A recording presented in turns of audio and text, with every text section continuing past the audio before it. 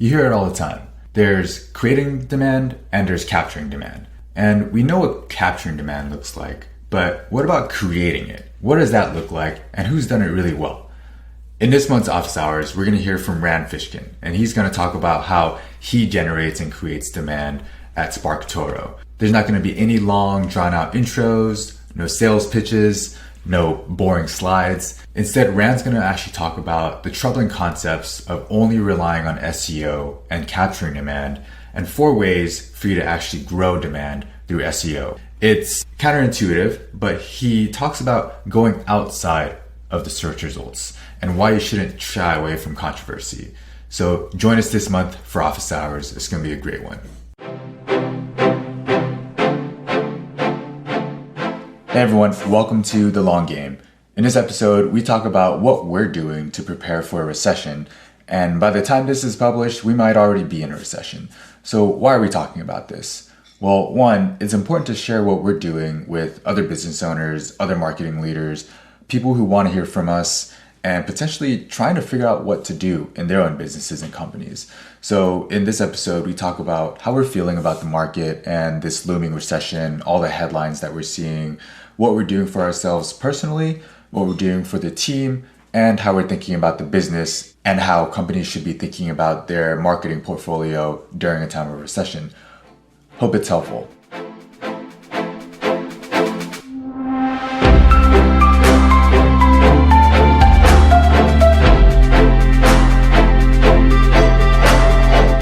We're coming up on the end of Q2, and there's been talk about recession probably the last couple of years. Even during COVID, people were talking about it like there's no way all this money being pumped into the system is going to be good for us. And now we're seeing crazy high inflation rates. We're seeing a lot of layoffs, and there's even more talk about a looming recession.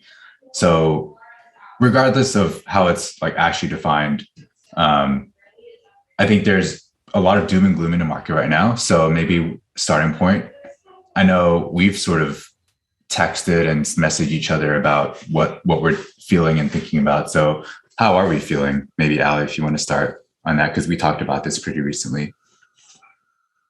Did you say Ali or Alex? I think I said Ali.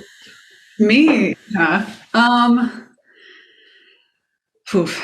This has been quite the challenge of not burying my head in the sand, to be honest, you all. I know there's been a lot of other stuff going on for women and just general humankind. So at some point, I have to challenge myself not to go too deep off the deep end of the research and the reading and just absorbing everything. Overall, it's been a little bit easier for the way my brain works to just keep myself heads down, focus on what I can control when it comes to the business, definitely taking care of relationships, making sure that, my team feels safe and they feel motivated and they feel fulfilled in their roles. And then in terms of my relationships with you all, obviously keeping those front and center. Obviously there's lots of changes coming up in my personal and professional life. But in terms of what I can control also is just looking at my spending and my personal relationship and how all of that stuff is faring. So all in all, how I feel, the answer to that question changes probably daily. Today I feel okay, but it's also been a good day. So I feel a little bit more susceptible to fluctuations because I think emotions are high and stuff like that. Not a very scientific answer I've given you all, but just the truth. Mm-hmm. Well, the life of an entrepreneur is more up and down. I've noticed since going full time, it's not quite on the bipolar spectrum, but I do feel like, David, we've talked about this. One day we'll get a couple extra leads or some big piece of news, or it doesn't even have to be a big piece of news. And I feel on top of the world. I'm like, all right, we're scaling, we're growing fast, we're going all in. And then if I have 3 or 4 days of relative silence, leads aren't coming in, and it's not even an issue really in the grand scheme of things, then I'll start catastrophizing and thinking, oh, this is going to go to zero. I'm going to have to go back and live at home and with my parents or something like that. So I think that's natural even outside of the recession, and that's why I'm grateful that we have I'm not a solo founder. I'm grateful that I have you two to bounce things off of and sort of I don't know, I guess carry the burden, the emotional burden of entrepreneurship. And I have a network where we can kind of chat about these things. But in terms of the actual scope of an economic downturn, I think that there's sort of two factors here. One is that I, for better or for worse, tend to be more on the paranoid side of things. So I tend to keep in the back of my mind that this could all go away. And I mentally kind of accept that. And then I work in spite of that, or maybe because of that, but also in spite of that. And then two, I think maybe I'm not as nervous about a recession. I think we're well poised. Maybe we'll talk about this, but a lot of the research that I've read suggests that and this is annoying, but it's how you basically come into a recession that gives you either the opportunity to invest further and keep scaling past your competitors, or basically you go into survival mode and just try to like ride it out so you don't basically tank the company. And I think we've done things pretty well. We have systems and processes. We have a good, basically tight look at our budget and like our P&L and margins and all that stuff. And I think the answer for me, regardless of any economic condition, is basically to do things in my control, like Ali said. So regardless, I'm just going to work harder, and maybe it just gives me a little bit more fuel, a little more fire to like, hustle every day, which is what I should be doing anyway. Yeah, I'm the same way. Like just yesterday, I don't think we had any leads come in, and I had no responses from all the messages and emails I sent out for sales. And I kind of felt shitty. And I was like, am I supposed to do something else? Do I don't know, go figure out how to help clients? And then I was messaging you earlier today, Alex, and I was like, actually, no, I just need to keep doing sales. Like it's just one day. And so it's always an exercise in regrounding myself in that and sticking to the basics. And then I also tend to focus a lot on the like what could go wrong type of thing. Just naturally, I was raised that way. And I think it's funny how the three of us are each working through that and trying to see like what could go right now as well. But that paranoia also sort of helps us in this period. So we can stay paranoid, but also be optimistic that we're going to get through it. The part that I'm particularly excited about is what you said, Alex, is it's how you go into a recession that determines how well you get out of it. Like a lot of these tech companies we're seeing had to go through layoffs because they were probably bloated and over-indexed on hiring and growth without looking at how healthy their books were looking. And we've been pretty meticulous about our books and making sure we're profitable and have cash in the bank to take care of our team. So we don't have to do that. And in fact, we're going to be hiring like 3 people in the next couple of months. So I think we're going into it pretty well, which is a good reminder that we're in a good situation. There's 2 metaphors on that, by the way, that preceding a recession, it's like in running, I don't know if this is actually true, but if you're running up a hill, you run harder. And if you're running down a hill, you try to like slow your pace. Like you don't want to like take the momentum and start spinning out of control running downhill. And it's also the Warren Buffett, be fearful when others are greedy and greedy when others are fearful. It's just like you have to be in a position poised to be able to do that. You obviously can't be greedy if you have no money left and you've got to cut like a shitload of your employees and spend. Then you're in this predicament where you just have to survive and get through it, which is why you're seeing a lot of these companies in the Series C, D, E phase just cut a shitload of their workforce because they were overbloated to start. Like they were just running on fumes, many of them, hoping that they would ride these sky high valuations to an IPO or exit during that time. And some did, but. Yeah, David, something you said too about like how paranoia by nature has done us favors and probably will throughout the course of our career and our lives. But it's been a challenge lately for me to separate like how paranoia affects like my actions and my mindset. Sometimes it just encompasses everything. But I think we're finding a pretty healthy balance of letting our paranoia help us become like physically, financially, mentally prepared, even like taking the necessary actions, pulling back where necessary, digging in our heels, slowing down, like running downhill, like Alex said. But mindset wise, like that can be a separate approach. Like we can keep our heads up, be hopeful, have faith, all of that stuff, not in a naive way. But I think that's kind of the key, is separating those two and not letting like your preparedness drag your mindset down too. The thing is, I don't think we've ever not done that. Like in the earliest days when we didn't even have employees and it was just me and David, like we would really be not sparse, but we would be very like judicious around what things we invested in, and even like the tasks that we would employ and like what kind of strategies we would work on to get clients. Like even, I mean, we still have these discussions around like, hey, is this actually the optimal marketing channel, or should we cut it off entirely? So I think we've gotten into a very good framework of like healthy intellectual debate and honesty around all the things we're doing. So I don't think we've ever had a lot of sunk costs or problems with that. Yeah. Like we've barely put money into paid marketing, which to me, I'm quite impressed by that we've grown to $1 million in booked revenue without ads, which probably says a lot. Maybe it's paranoia that I'm not good at ads, that I haven't done it or haven't pushed for us to do it. But maybe it's just paranoia of not wanting to waste money either. Mm. What have we done like to help the team feel good about this? Ali, you mentioned like making sure like your side of the work feels good.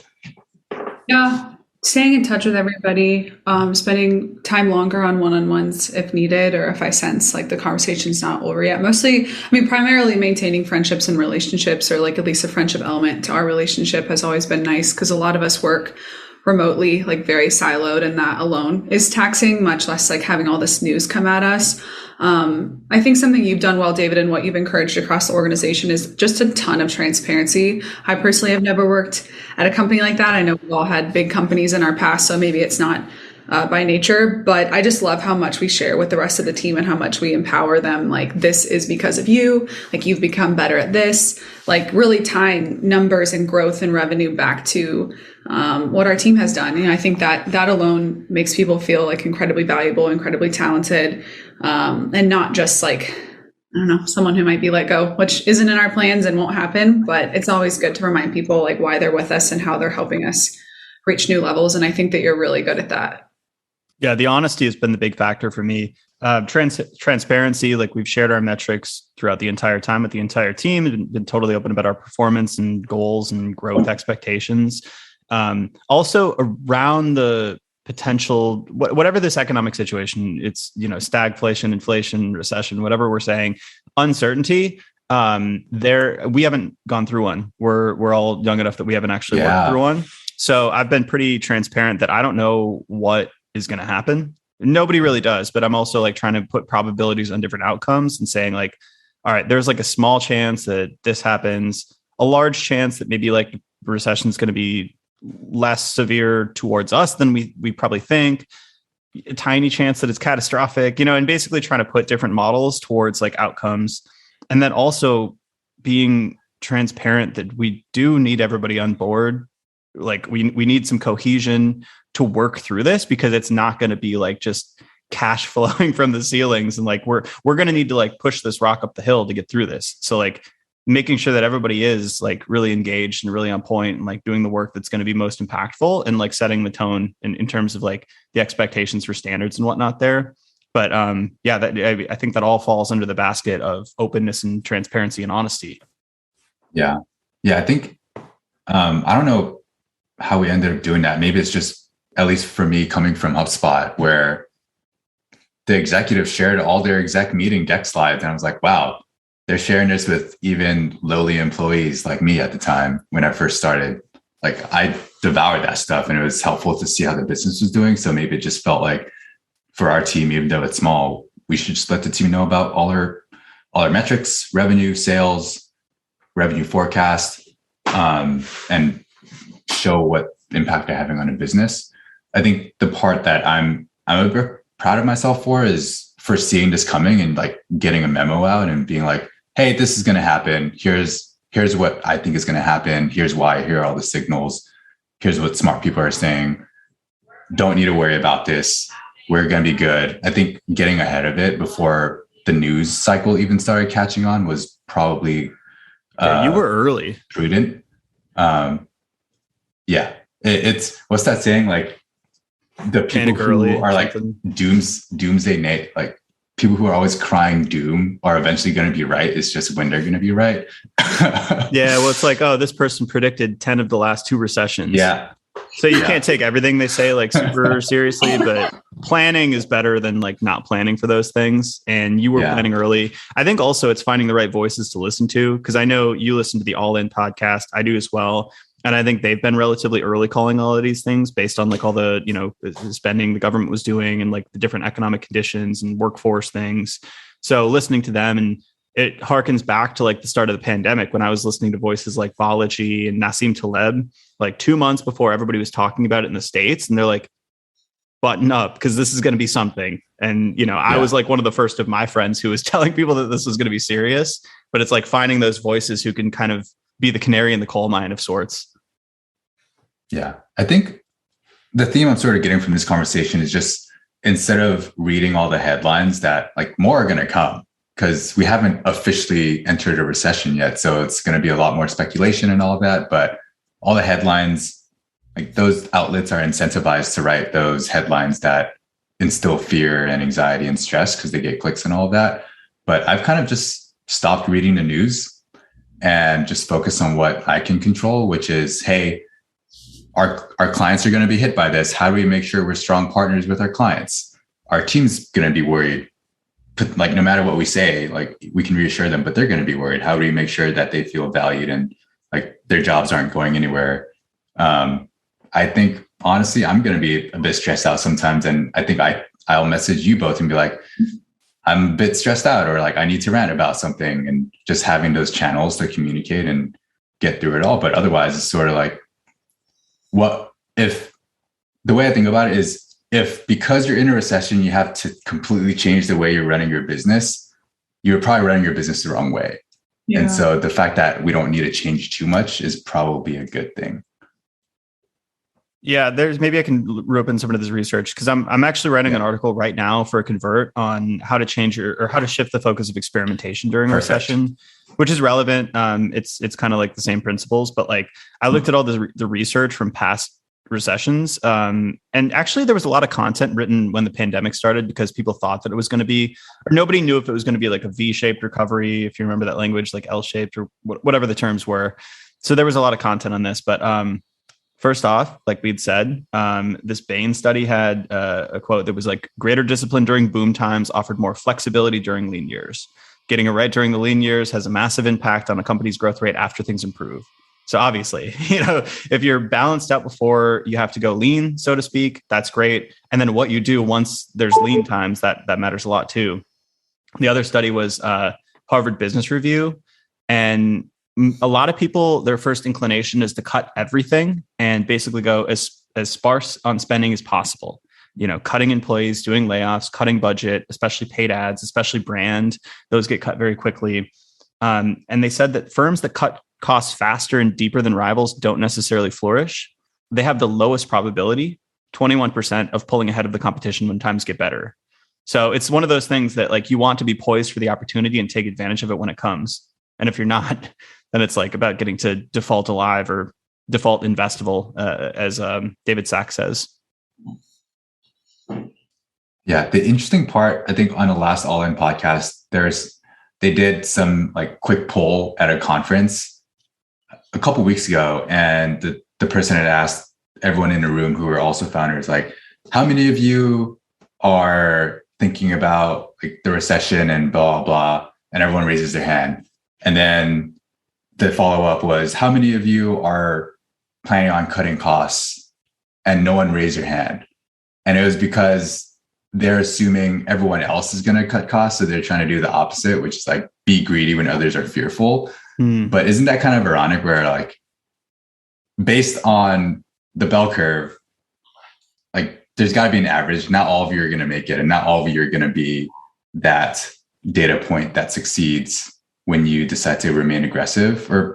And it makes me continue to stay paranoid because we're continuing to invest. We haven't really cut much, to be honest. And so there's a part of me who wonders if we should continue investing or if we slow down and not hire. But it's also like, no, we need to hire if we want to scale.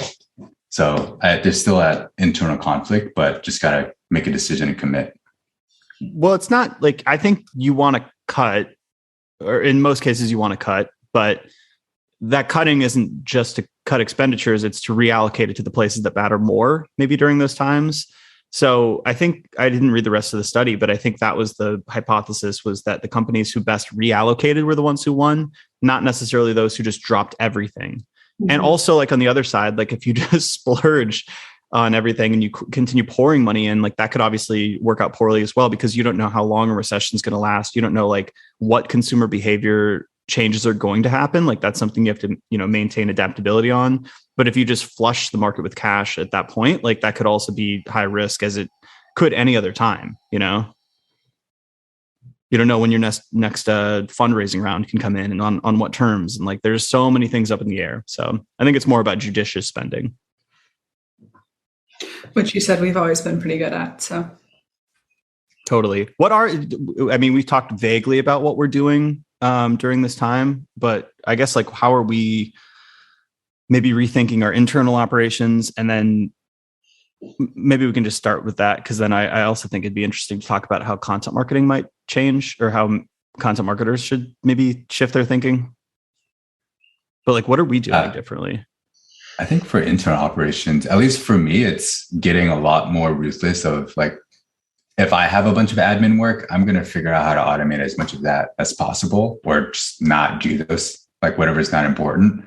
I think for the team, I can't speak for the rest of the team, but I'm starting to pay a lot more attention. Like, hey, is that like, do we need to do that? Or can we automate that? Mm-hmm. And encouraging the team to think more in that way versus like, if there's ever any sort of annoyance of, oh, I got to do this thing, my immediate question is, let's figure out how to automate it. Or like, mm-hmm. do you even need to do that?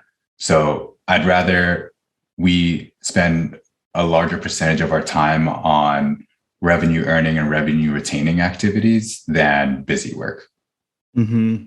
Busy work and experimental stuff that's like just a loose hypothesis. I think now is maybe not the time for us to invest in like things that are less proven. Like we were talking about paid ads, and there is surely a way to make that work for us. And we just maybe don't have the internal experience to do that. So it's like, how much money do we want to spend and potentially waste learning to get to that point where it's viable, versus like, we know we have a couple channels, and like, why don't we just continue doubling down on those as we could just like squeeze more results. And we know that it's going to be a feasible thing. Yeah. Something that it's been fun to talk about is like how to get the most, like you said, how to get the most out of all of our efforts. So spending time on a podcast and being able to repurpose it for other things, using it for blog content instead of investing in additional blog content that kind of satisfies this podcast, spending time on here and the content that comes from this satisfies our goals in that respect, instead of kind of layering on other efforts. That would be great to have. Let's say if we're not in a recession, but right now that might be something that's 100% not necessary. So I know I've had to hone my skill of like what's necessary and what's not, kind of that same thing you say, Alex, on what moves the boat forward. So really being able to double down on the things that we're already doing, making sure that we get the most out of everything and get the most out of every person we work with too. So it's been fun to check in with some of my team to be like, what else are you interested in? Like, what else would you like to do across the organization? Like, what have you witnessed? What have you gotten to see in other meetings that you might be curious about learning or honing those skills? So really helping them not only feel more value in their role, but also learning what other talents they have that might benefit the growth of the company too. That's a really good point. Doubling down on investment into employee skill development right now. Mm-hmm. That seems like, I don't know if I've heard that talked about a lot in terms of like what to do in a recession, but it seems like maximizing somebody's current capabilities versus the risk of hiring maybe new people to satisfy those things. Like how much, could we put somebody through training to learn a new technical SEO skill set versus trying to get some contractor in to satisfy that? That's a really interesting point.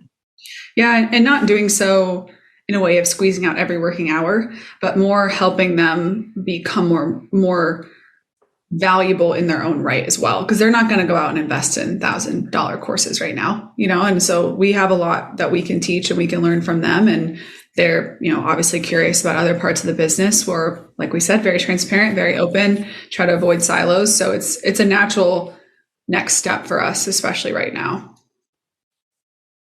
I go back to the same frameworks that I've talked about probably many times before, but will it move the boat faster is something I think about a lot in our business, but also personally. I know that as soon as I went full time, many times in my life, I've tried to do calendar audits and energy audits and sit on Sundays and figure out what my most important activities are. And that's been marginally helpful through, just my life. Things build up. You get kind of like calendar debt and whatnot. But when I dropped everything and started working on this full time, I didn't even need to audit it. Like everything just honed in, my vision narrowed, and I knew exactly what I needed to be doing at all times. Like I could feel it when I was like, this isn't the highest impact thing. Like, and David and I talked about that with different meetings that were like very low probability of being anywhere near interesting. We just dropped them. So I think that was one thing that became apparent more so when I went full time. But that's something I continue to think about. And then like one of my favorite business books recently is Amp It Up. I love that book. And I know it's kind of controversial, but only because he wrote that essay on LinkedIn in 2020 or 2021, when it was the height of just like, forgive me that this maybe is controversial, but entitlement in the tech space, like including myself, like we were all making tons of money and like the RSUs were insane. There was no shortage of demand for your skills. So you could just hop to another company, double your fucking salary. And it became so bloated and so soft. And what's the guy's name who wrote Amp It Up? Frank Slootman. He comes out and writes this essay that's like, increase the urgency and velocity, like go way faster than you think you're going to the point where you're uncomfortable. Narrow the focus, which I don't think that was controversial, but like do fewer things better and like raise the standards. Like it's either totally amazing or total shit. Like, and those things, like I remember there was so many comments just blasting him for this, but I bet those founders and the people blasting it back then, now and in the next 2 years, are going to be like, oh shit, those are pretty good operating principles. I always think about those too. And those are important in the off season, but they're also important, in war times. Yeah, I think a heuristic that I got from the My First Million podcast around hiring was sort of like, you want to hire someone that's going to fall into 3 buckets. They're either going to be a rock star at the company and like really grow and like you can coach them and get them to like amazing levels. They're going to grow and they're going to outgrow the company and decide to leave and go do their own thing, which is fine too. Or they're okay and you just fire them. So far, I don't think we've had any of the 3rd bucket. And I think we have more in like the 1st bucket. 2nd bucket, I don't think we can make a judgment call on that yet. Buckets? It was rock stars and rock star, someone who outgrows the company. Oh yeah. Okay, I thought those were the same kind of. Or like, there's no room for like, oh, they're fine, but we can coach them up. It's like, no, they're either like already great and we continue leveling them up, or we don't stick with it and we just have the hard conversation. Yeah, the okay ones, that seems more like a role for like maybe a mercenary or contractor if you really just need to get something done.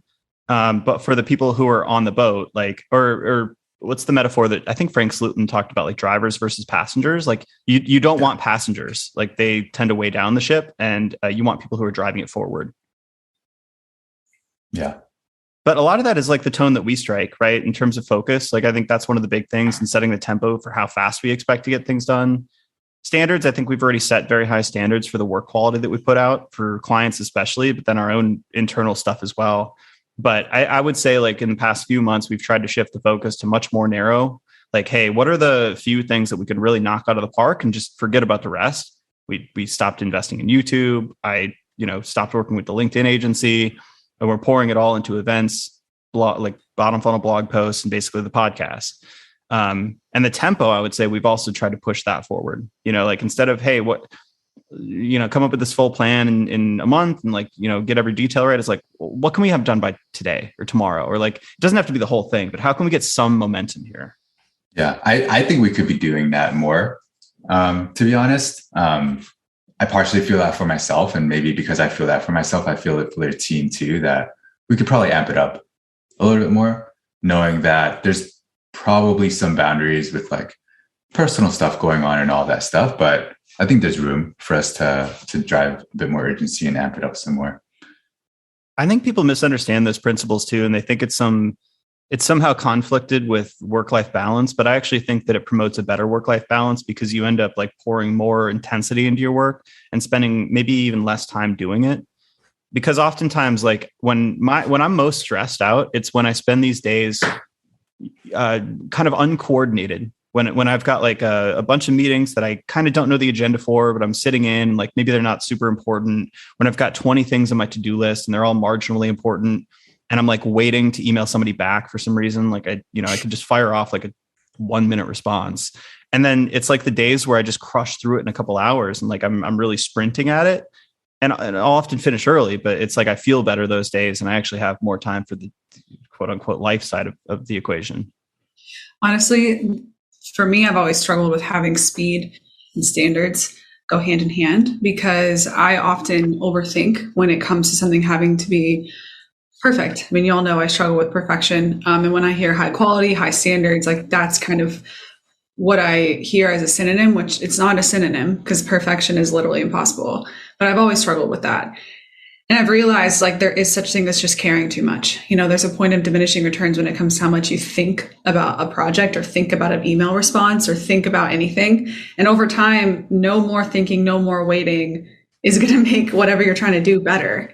And so for me, like my best days are when I just literally get shit done. And I kind of don't care. I mean, y'all know it's pretty impossible for me not to care about something, but I'm trying to reach a point of apathy that I don't cut corners, I don't do poor work or anything, but I don't know, there's a little bit of power to apathy, especially right now when you're just overwhelmed with everything going on in the world.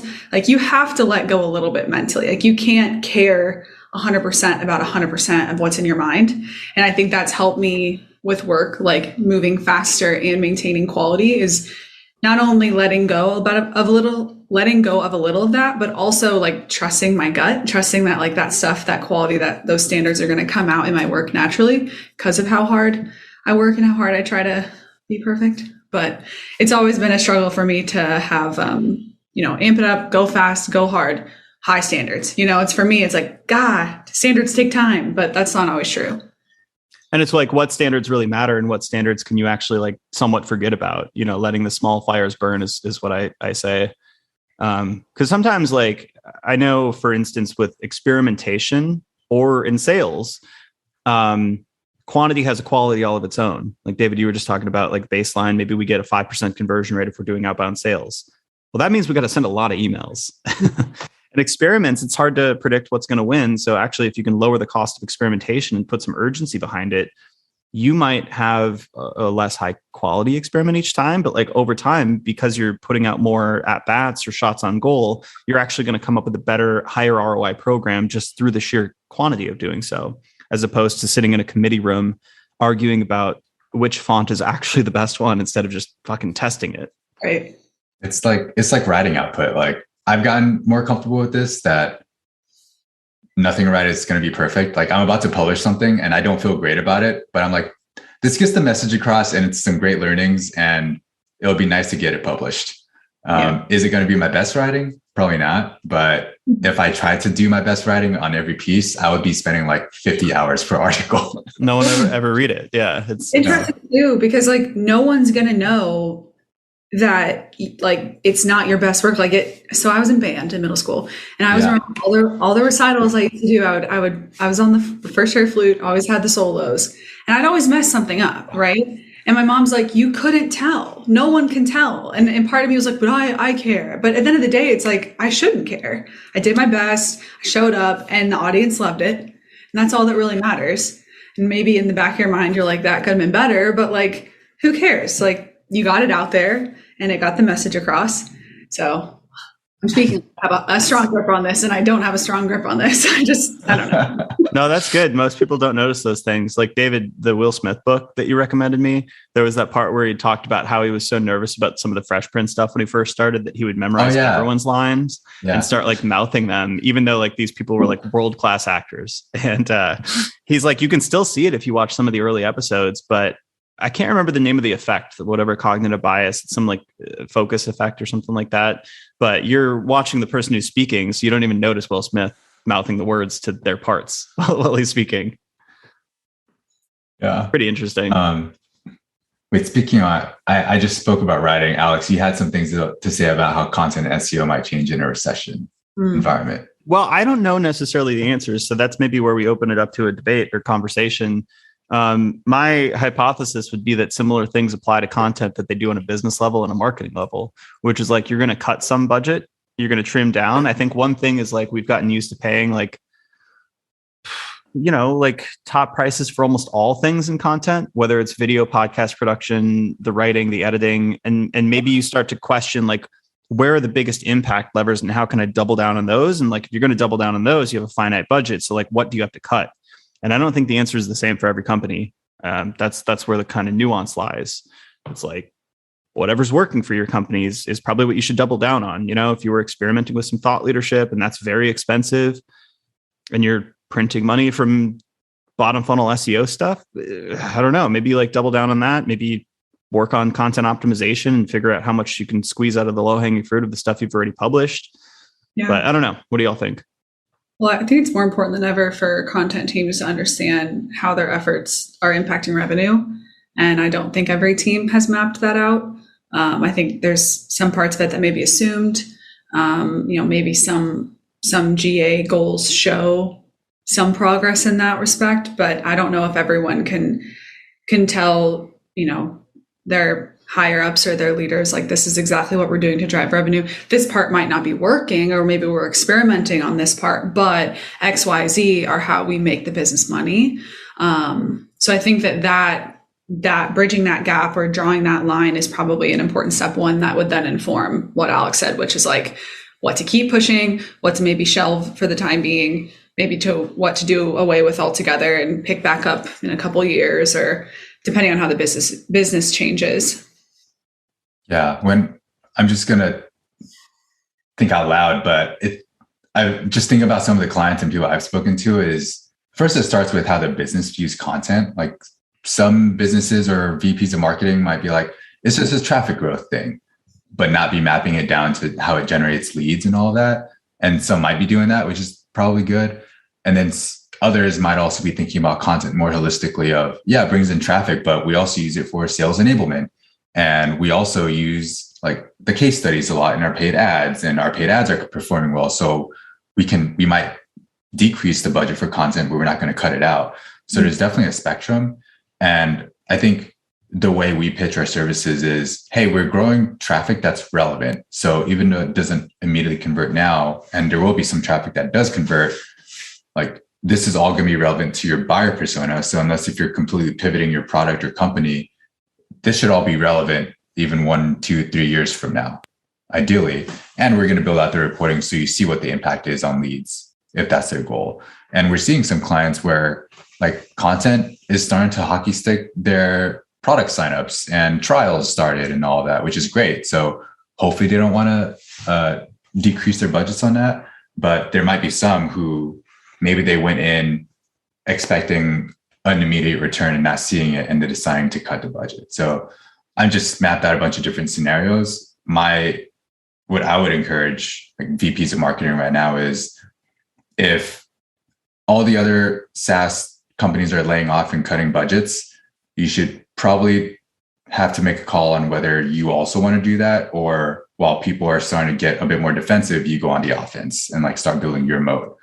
I don't think it's an easy decision, but some I have to get more comfortable with in a recession, continuing to take a long game approach versus short-term cuts. Mm-hmm. And there's no right answer. I wouldn't know what to do. The heuristic of, when people are greedy, stay fearful, and vice versa, how does that trickle down to apply to how content is a long game? Do you stay greedy investing in something that might not see returns for a year? It's going to be a long year. Well, so there's a bit of research on that, and it's a little frustrating because we're kind of talking about performance marketing versus brand marketing to an extent. If it's performance marketing, you can kind of tie that back pretty quickly. And I do think, like, regardless of what you do, you should have a content growth model and be able to explain how content's contributing to the business. Like, that's just core level one. And then that allows you to like basically see, all right, if it's generating this business, like how, and like, how can I like double down on that? And what things can I cut out? That's core stuff. But I read an article on Marketing Week. It was from Mark Ritson. And it's kind of frustrating because he actually doesn't link to the research. He just kind of summarizes it, which I found frustrating just editorially. But he talked about like the spending during a recession. And he actually says that, contrary to what you would think, performance budgets should be cut before brand budgets. And again, I didn't see the research, so I can't vet him on this, and I'm a little skeptical. But his whole thing was, I have the quote actually, if your category cuts half its ad spend and you maintain your ad spend, for example, you get a massive boost in your ESOV, earned share of voice. something share of voice, simply because everyone else is investing relatively less. And if multiple industries cut back their spending as they do in a recession, the cost of media often drops, ensuring your relative big ad spend is now stretching to even more value. So I think that's the fearful when others are greedy. Those are the benefits there. Or sorry, greedy when others are fearful, is that it costs less in content. It might cost less to hire writers. It might cost less to do the certain things, especially paid budgets. Like you're going to get better CPMs and CPC. And then he also talked about this. It's summarizing a century of data, which is annoying because he didn't actually link to the century of data. The reasons brands should maintain their brand building budgets in a recession is not because of the recession itself, nor the behaviors of consumers. It's because your competitors lose their nerve and are vulnerable because of it. So if you can keep your head and your brand budget around while those around you are reducing theirs, you'll earn post-recessionary benefits. So he is directly speaking to the value of the long game there. Yeah, this kind of reminds me of what David said about that poll that was taken at that event. Mm-hmm. Well, and at that event, like I would hypothesize that because they're listeners of the All In podcast, they're a little bit sharper. They know these things. And I would say that's probably not reflective of the general market. Yeah. So there's a lot of fearful people too. It sounds like the article you're talking about, Alex, I looked it up. It looks like it's talking more about, in this case, probably CPG, like consumer companies. He's focused on consumers. Yeah, sure. I can see where brand makes sense. And I think how that translates to us in like B2B is in B2B, people are also cutting spend. So for us, while other agencies might be cutting spend, how do we continue getting in front of our prospective buyers regularly more than those other agencies? And for our clients, how do they continue getting that share of voice while their competitors are kind of slowing it down a little bit? So I wouldn't even correlate it to spend, like though that's one channel, but like for us, we're going to be doubling down on events, and we want everyone that would want to work with us or like be interested in learning about B2B demand gen to attend this event, while other people might be decreasing budgets and all of that. Yeah. I mean, we have two poles of our strategy in regards to marketing and sales. And one is very like direct response, one-to-one sales outreach and referrals and whatnot, where we're essentially just trying to find the right person at the right company at the right time. And the other side is all brand building. Like that's what we do with the podcast, brand building and community. And that's what we do with the office hours and the road to mastery and like the event series. Like, so I think, we're already doubling down on both of those. That's the thing is we're just trying to figure out like what the right allocation is among those activities, right? Because YouTube would have been brand building as well. It wasn't as propitious. So we decided to chop that.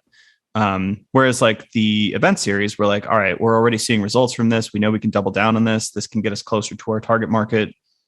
So let's invest more.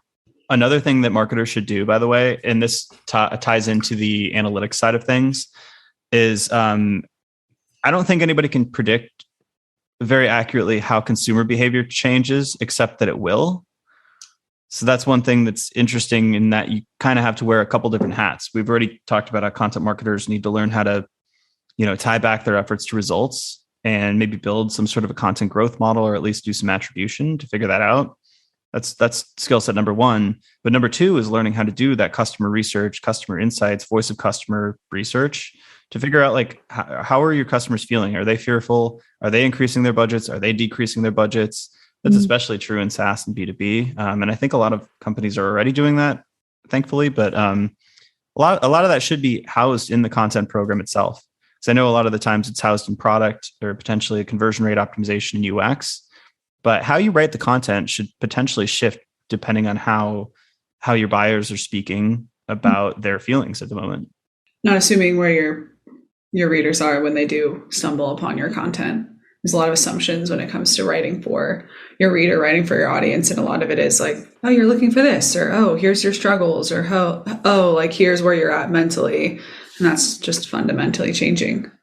Yeah. We talked about the value of doubling down, but there's also the fact that maybe what worked before isn't going to work in the immediate period or in the future. So I think it's been said that humankind's greatest advantage for survival is their adaptability.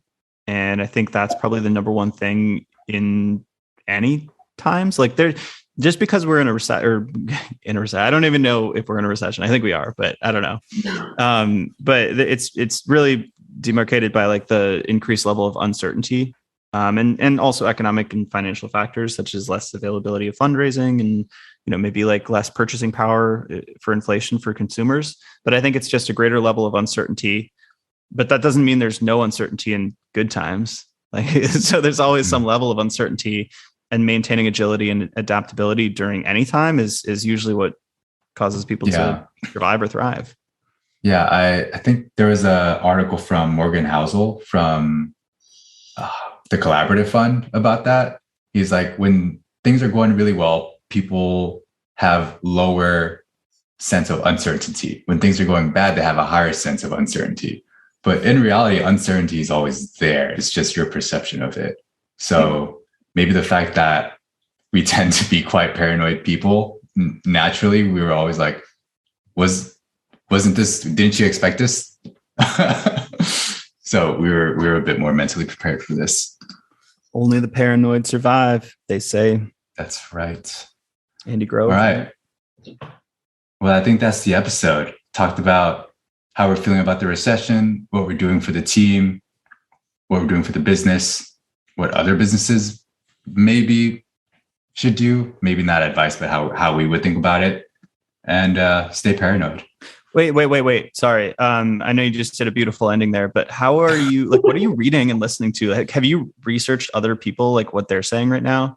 Ross Simmons put out a good newsletter on it.